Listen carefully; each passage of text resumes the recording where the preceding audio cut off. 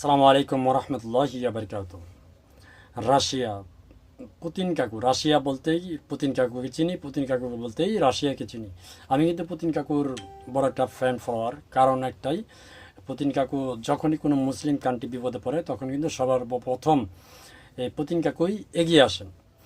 তো সেই ক্ষেত্রে রাশিয়ার প্রেসিডেন্ট ভ্লাদিমির পুতিনের আমি একটা ফ্যান ফলোয়ার। তো যাই হোক, আমি কথা বলছিলাম, আন্তর্জাতিক গণমাধ্যমে একটা তথ্য উঠে এসেছে, সেটা হচ্ছে বাংলাদেশি নাগরিকদের রাশিয়ায় বিভিন্ন কাজের কথা বলে নিয়ে গিয়ে বা বিভিন্ন দেশ থেকে বাংলাদেশি ভাইদের এই রাশিয়া সামরিক বা বেসামরিক কাজে নেওয়ার কথা বলে সেখানে ইউক্রেনে কিন্তু যুদ্ধে পাঠানো হচ্ছে। তো এরকম তথ্য কিন্তু আন্তর্জাতিক গণমাধ্যমে উঠে আসছে। তো সেখানে দেখা গেছে আসলে প্রায় আন্তর্জাতিক গণমাধ্যম এফআই তারা এই প্রতিবেদনটি করেছে যে প্রায় 100 জনেরও বেশি বাংলাদেশি নাগরিকদের বিভিন্ন চাকরির ফাঁদে বা বাসাবাড়ি কাজের ফাঁদে বা বেসামরিক কাজ দিবে বা চাকরি দিবে, এরকম চাকরির কথা বলে নিয়ে ইউক্রেনের যুদ্ধে পাঠানো হচ্ছে বা যারা যুদ্ধে যেতে রাজি না হচ্ছে তাদেরকে মারধর করা হচ্ছে বা তাদেরকে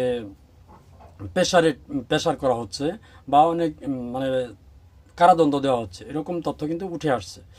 তো যারা আসলে আপনারা জানেন যে যারা ইউরোপে যান তারা কিন্তু বেসিক্যালি এই রাশিয়া ক্রস করে যেতে হয়।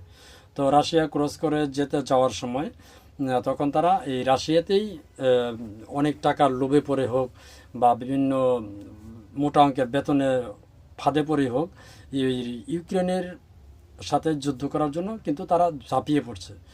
আবার আমরা যারা ফেসবুকে যারা দেখতেছি যে যারা অনেকে ভিডিও পাঠাচ্ছেন বা ভিডিও ভাইরাল করছেন, ভিডিও ছড়াচ্ছেন, তো আমরা দেখছি তারা তারা কিন্তু খুবই আনন্দে আছে, হাসি খুশি আছে।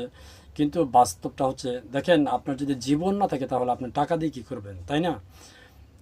জীবন থাকলে টাকা কামাই করতে পারবেন, আর যদি জীবন না থাকে তাহলে টাকা কামাই করতে পারবেন না। তো এই দিক থেকে সবাই একটু সতর্ক থাকবেন। কারণ যারা আসলে গেছে তাদের সাথে তো আমরা সরাসরি যোগাযোগ করতে পারতেছি না, বা আন্তর্জাতিক গণমাধ্যম কোনো গণমাধ্যমে কিন্তু তাদের সাথে যোগাযোগ করতে পারতেছে না বা যোগাযোগ করার কোনো সুযোগ নাই। আর এমনিতেও রাশিয়া কিন্তু খুব মাফিয়া ধরনের একটা দেশ। কারণ রাশিয়াতে কি চলে না, সবই চলে, সব কিছু উন্মুক্ত।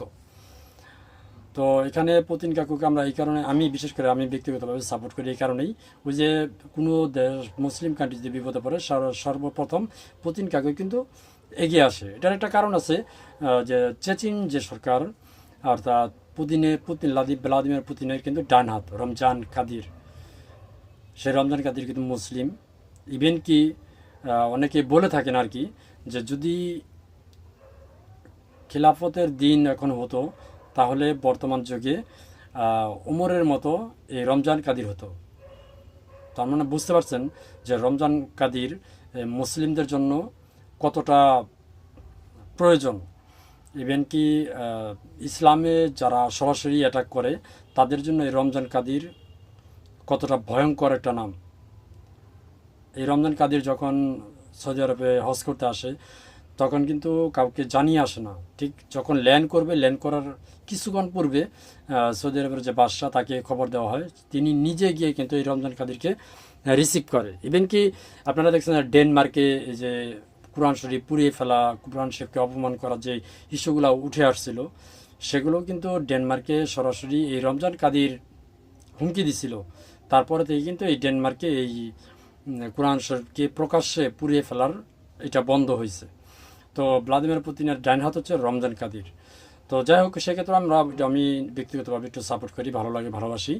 তবে যারা এই যে ওখানে গিয়ে কাজের উদ্দেশ্যে গিয়ে যারা যুদ্ধে জড়িয়ে গেছেন মোটা অঙ্কের বেতনের আশায়, শোনা হচ্ছে যে 1 মাসে যে বেতনটা দেয় এই যুদ্ধে যাওয়ার পরে, বাংলাদেশে 1 বছরেও সেই ব্যক্তি কিন্তু কামাই করতে পারবে না। এটা কিন্তু বাস্তব।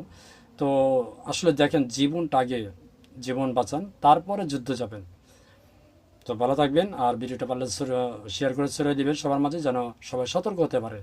ধন্যবাদ সবাইকে। আসসালামু আলাইকুম রহমতুল্লাহি ওয়া বারাকাতুহু।